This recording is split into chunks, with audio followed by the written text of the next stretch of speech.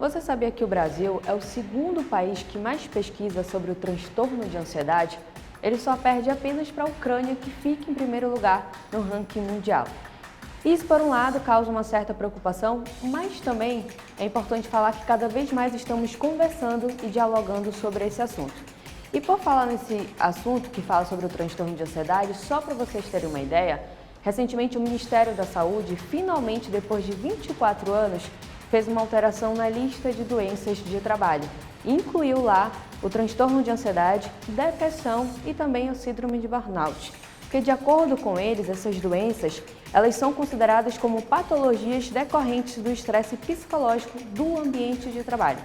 Por isso que hoje vamos conversar com Deise Bringel, que é especialista nessa área e vai falar mais com a gente sobre isso. Deise, muito obrigada por ter aceitado o convite. E já te pergunto, por que o Brasil está entre os países que mais pesquisam sobre a questão do transtorno de ansiedade e quais são os fatores que contribuem para essa preocupação aqui no Brasil? Sempre vai haver mais pesquisas dentre os países que mais têm incidência dessa doença, que é a ansiedade, né, desse tipo de adoecimento. Então, o Brasil, infelizmente, é o país que mais tem questões de ansiedade. Então, por isso, a população acaba fazendo mais pesquisas para tentar entender o que está acontecendo consigo, às vezes com alguém mais próximo. E lembrando também, porque às vezes a gente até confunde, né, com outras doenças, né, com algum outro transtorno, e acaba que pesquisa cada vez mais, né, para tentar entender, né, também por conta, né, a gente sabe que o mundo que a gente vive atual é muito agitado, é muito estresse, é muita informação, então a gente acaba ficando com aquele receio. Será que a gente tem? Será que o nosso marido, a nossa esposa tem?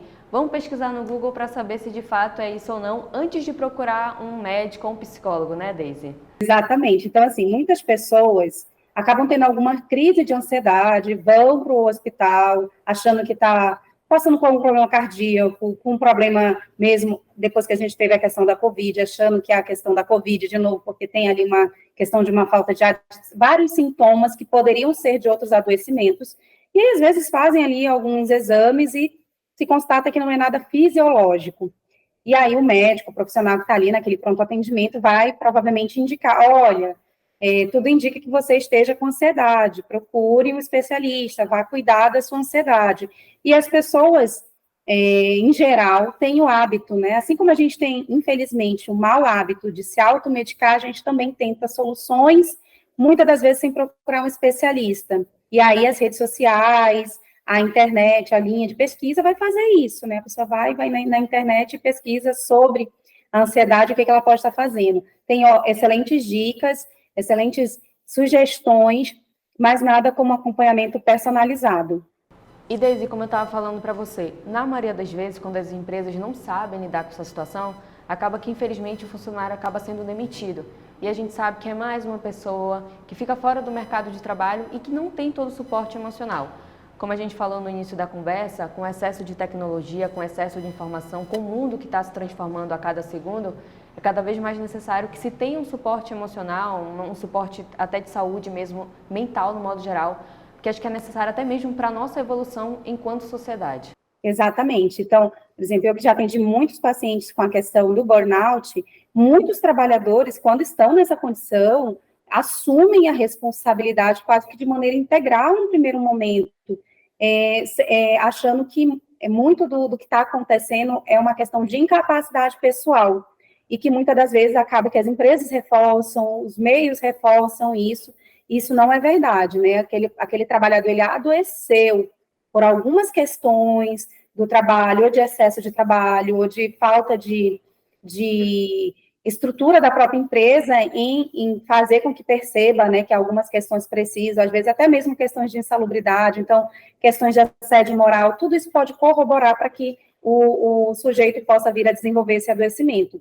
E aí, nesse aspecto, muitos deles, às vezes, querem pedir a demissão. Às vezes, a empresa vai solicitar que tenha, antes de saber que é a questão de burnout, e, às vezes, o próprio trabalhador também vai querer sair daquele trabalho que ele acredita que, saindo de lá, tudo vai se resolver, que a questão é só estando lá. Não, ele está em adoecimento, ele precisa, primeiro, cuidar da sua saúde, recuperar da sua saúde, aí sim ele pode decidir o que ele vai fazer com a própria carreira ou com aquele trabalho, né? Então, muitas pessoas, às vezes, tomam essa decisão precipitada de sair do emprego, pensando que isso vai resolver, insere-se em novo trabalho, em nova jornada, e daqui a 3, 4 meses, tudo está de novo. Por quê? Porque não tratou a raiz da questão, que é a relação dela com o trabalho, né? E aí, a importância também da gente estar atento aos sinais, é porque, sim, pode ter um agravamento dessa situação. A síndrome de burnout, por si só, ela já é bastante grave, então, graças a Deus que hoje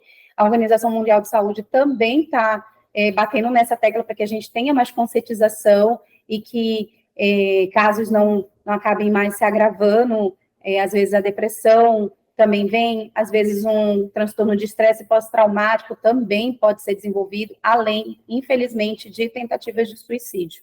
Você falou um tema bastante interessante, eu tenho 2 exemplos que eu levo comigo como referência. Um é meu, que nesse universo do jornalismo, da reportagem, trabalhando ali diariamente na rua, acabou que, infelizmente, eu precisei por um tempo, né, de acompanhamento psiquiátrico, já estava no psicólogo, mas não estava dando aquele retorno, e aí a gente acaba procurando outros médicos, né, encaminhamento, e foi até complicado no início, porque eu não queria lidar com essas questões de saúde mental, eu achava que estava tudo bem, achava que só precisava dormir, sabe, uma noite assim de sono, e no dia seguinte estava tudo bem.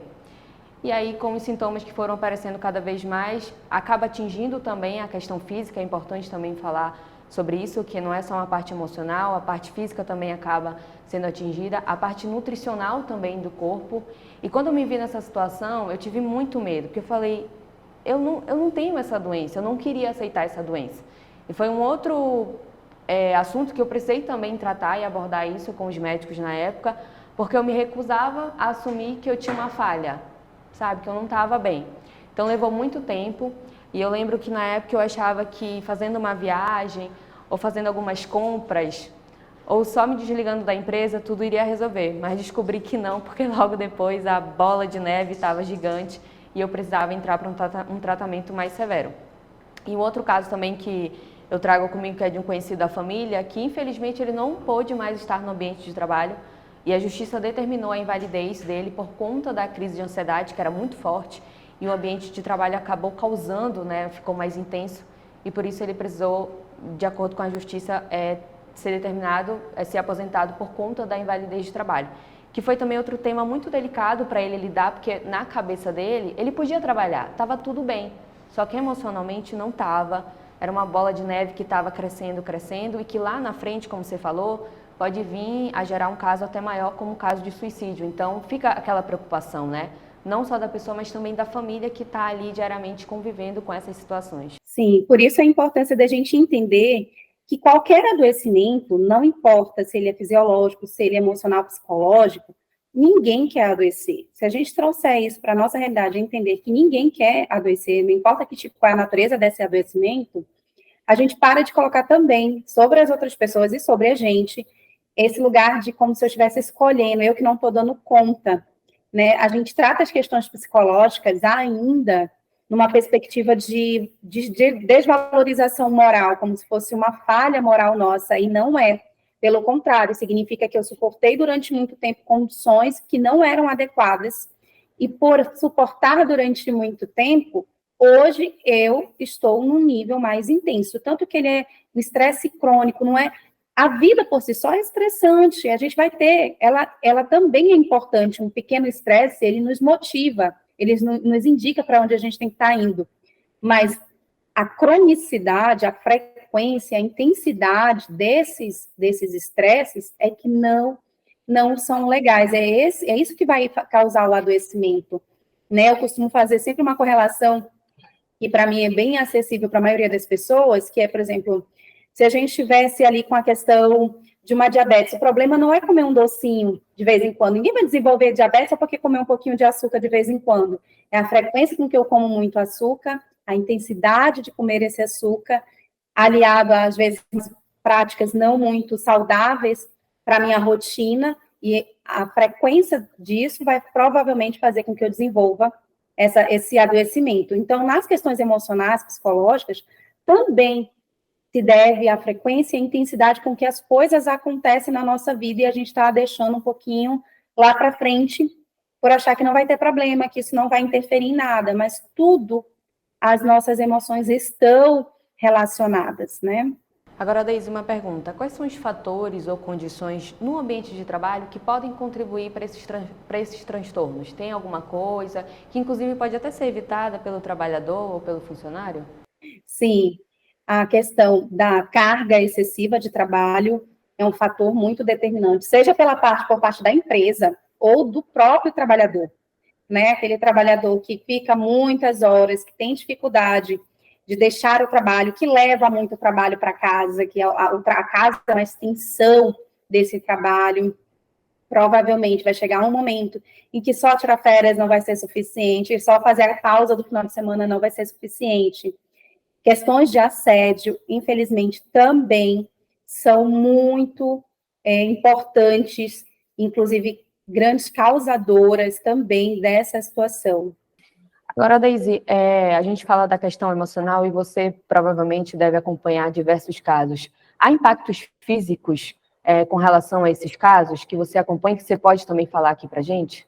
Sim, então como normalmente essa questão do burnout, ela também vai vir muito associada com a ansiedade, depois que ela passa só pela primeira etapa da parte só emocional, ela vai transferir, sim, como qualquer adoecimento, para as questões físicas, né? Sensações de taquicardia, sudorese, dores de cabeça constante, às vezes a pessoa vai achar que ela está até com labirintite, uma fraqueza.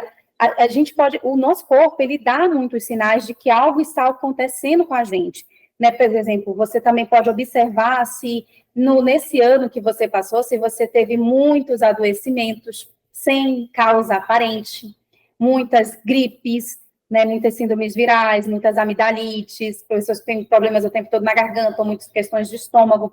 Então, se não tem nenhuma razão fisiológica aparente que justificasse essa gama de adoecimentos, é o seu corpo lutando com um desconforto que está com uma frequência muito intensa. Então, ele vai dando sinais, né? Então, tem muitas pessoas que começam a passar muito mal no trabalho, ou logo depois, ou antes, náuseas, um cansaço extremo, que nunca consegue sentir ali, mesmo tendo dormindo, que nunca consegue se recuperar a contento. Então, todos esses sinais é o corpo alertando, tem algo errado. Pare e observe, e a gente precisa. Então, quando a gente vive muito em função do trabalho, quando todas as nossas ações são muito mais voltadas ao trabalho, isso também já deveria ser um sinal de alerta. Se as nossas relações afetivas, sociais, estão sempre voltadas só a questões de trabalho, também deveria ser um sinal de alerta. Se tudo que a gente faz, a gente está pensando, tem muito mais voltado a nossa autoimagem só profissional, nós estamos, mesmo que inconscientemente, caminhando para um burnout. Isso é algo que eu aprendi ao longo de toda essa minha trajetória de vida e acompanhando diversas pessoas, e até mesmo com os meus acompanhamentos psicológicos e psiquiátricos, é que nada vale mais que a nossa saúde. Se tem que colocar em primeiro lugar. O mundo vai acontecer lá fora, o mundo vai estar lá fora, as pessoas ao teu redor vão continuar vivendo. Mas a tua saúde, seja ela emocional, física, espiritual, ela sempre tem que estar sempre em primeiro lugar, porque é você por você. Esse acho que é o maior dilema que eu aprendi, principalmente nesses últimos 2 anos, fazendo tantos acompanhamentos. Agora, Deise, para a pessoa que está interessada no teu trabalho, que até mesmo, quem sabe, fazer um acompanhamento, qual é o Instagram, qual é o contato que ela pode entrar em contato com você? Quem quiser me acompanhar, seja só nas redes sociais ou buscar um atendimento comigo, meu Instagram é Deise Bringel Psi, tá? Lá eu falo um pouquinho sobre a questão da saúde mental e vocês podem estar acompanhando meu trabalho por lá. Deise, muito obrigada por ter aceitado o nosso convite. Fico muito feliz de falar de um tema tão importante que é sobre esses transtornos, que cada vez mais a gente precisa conversar e dialogar e principalmente ter políticas públicas para toda a sociedade. Agora, antes de eu me despedir de você aguarda aí um pouquinho que eu vou só me despedir do público, tá bom? E eu já volto. Para você que está nos acompanhando, não esqueça, saúde sempre tem que vir em primeiro lugar, seja ela física, emocional, mental e espiritual. Afinal, é você por você. Para você que nos acompanha, curte, comenta e compartilha. E até uma próxima.